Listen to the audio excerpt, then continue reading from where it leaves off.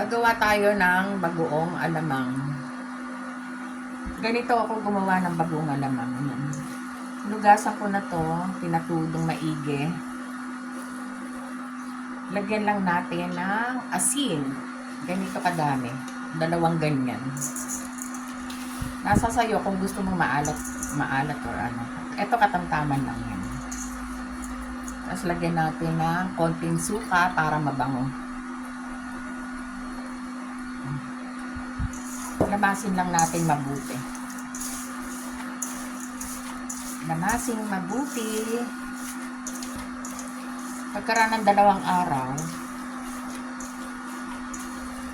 pwede na natin painitan sa kawali hanggang sa matuyo bago igisa ng maayos. Nung halo na, lagay natin sa na-sterilize na itong garapon na to. Lagay natin.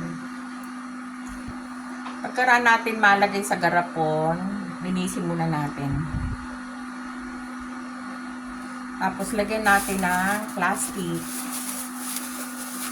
Ito, may supot na plastic. Bago takpan. Pagkaraan ng 2 o 3 araw, makikita mo na nga parang parang may naglalangis na. Pwede na natin lutuin. Ayan. Okay na.